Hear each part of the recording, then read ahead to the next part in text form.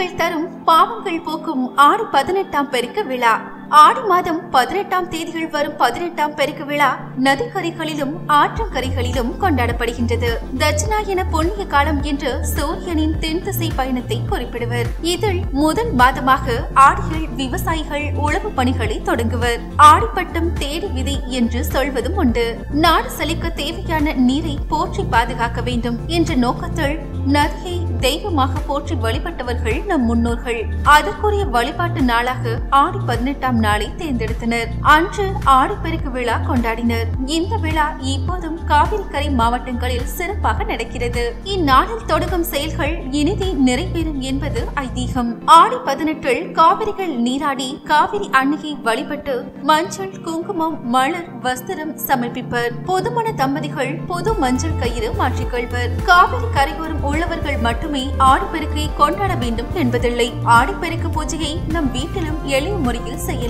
ஒரு செம்பில் அரைத்த மஞ்சளை சிறிதளவு போட வேண்டும். நிறை குடத்திலிருந்து அந்த செம்பில் நீர் எடுத்ததும் மஞ்சள் கரைந்துவிடும். திருவிளக்கேற்றி அந்த நீரை விளக்கின் முன் வைக்க வேண்டும். தண்ணீரில் உதிரி பூக்களை போட வேண்டும். கற்பூர ஆரத்தி அல்லது நெய் தீபம் காட்டி கங்கை, யமுனை, நர்மதை, காவிரி, வைகை உள்ளிட்ட புண்ணிய தீர்த்தங்களை மனதில் நினைத்து முன்னொரு காலத்தில் எங்களை மூதாதையர் உங்களை புனிதமாக கருதி வழிபட்டது போல் எங்களுக்கும் அத்தகைய மனநிலையை தாருங்கள் என்று வேண்டுங்கள். காவிரியையும் தாமிரபரணியையும் நமக்களித்த அகத்திய முனிவரை மனதார வணங்குங்கள். பூஜை முடிந்ததும் செம்பில் உள்ள நீரை செடி கொடிகளில் ஊற்றிவிட வேண்டும். அன்று சர்க்கரை பொங்கல் நிவேதனம் செய்ய வேண்டும். இவ்வாறு செய்தால் செல்வம் கொளிக்கும் என்பது நம்பிக்கை.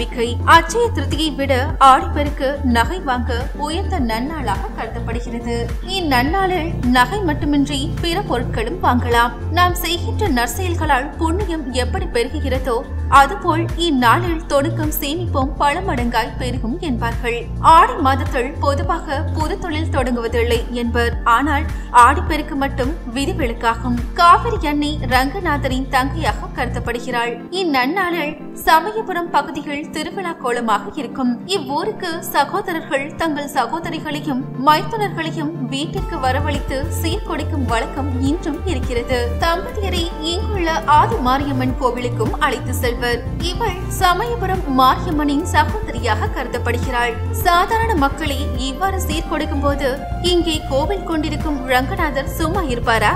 தன் தங்கை காவிரிக்கு சீர்கொடுக்க அவர் அம்மா மண்டப படித்துறைக்கு எழுந்தருள்வார். அங்குள்ள மண்டபத்தில் சுவாமிக்கு திருமஞ்சனம் நடக்கும். மாலை வரை அங்கேயே ஆஸ்தானத்தில் வீற்றிருப்பார். சீதன பொருட்களாக பட்டு, தாளிப்பொட்டு, மஞ்சள் உள்ளிட்ட மங்கள பொருட்கள் ஆற்றில் மிதக்க விடப்படும். ராமபிரான் அசுரர்களை வதம் செய்த பாவம் நீங்க வசிஷ்ட முனிவரிடம் வழி கேட்டார். வசிஷ்டர் 66 கோடி தீர்த்தங்களை தன்னிடம் கொண்ட காவிரிக்கு தட்சிண கங்கை என்று பெயர். அந்த நதிகள் நீராடினால் உன் பாவ உணர்வுகள் நீங்கும் என்று கூறினார். அதன்படி ராமச்சந்திரமூர்த்தி காவிரிகள் நீராடி தன்னுடைய பாவங்களை போக்கிக் கொண்டார். அவர் காவிரிகள் நீராடிய நாள் ஆடிப்பெருக்கு என்று புராணங்கள் தெரிவிக்கின்றன. தென்னிந்தியாவில் திருவேணி எனப்படும் பவானி கோடுதுறைகள் சங்கமேஸ்வரர் கோவிலின் நடை ஆடி 18 அன்று அதிகாலைகள் திறக்கப்படும். மக்கள் கோடுதுறைகள் நீராடிவிட்டு இறைவனை வழிபடுவார்கள். அம்மனுக்கு தேங்காய், பழம், பூ, காதோலி, கருகமணி படைத்து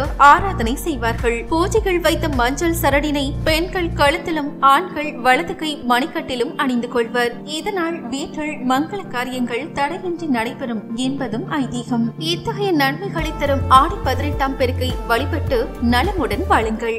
இந்த தகவல் உங்களுக்கு பிடித்திருந்தா லைக் பண்ணுங்க. உங்களோட கருத்துக்களை கமெண்ட் பண்ணுங்க. மறக்காம ஜோதிட சித்தர் சேனலை சப்ஸ்கிரைப் பண்ணுங்க.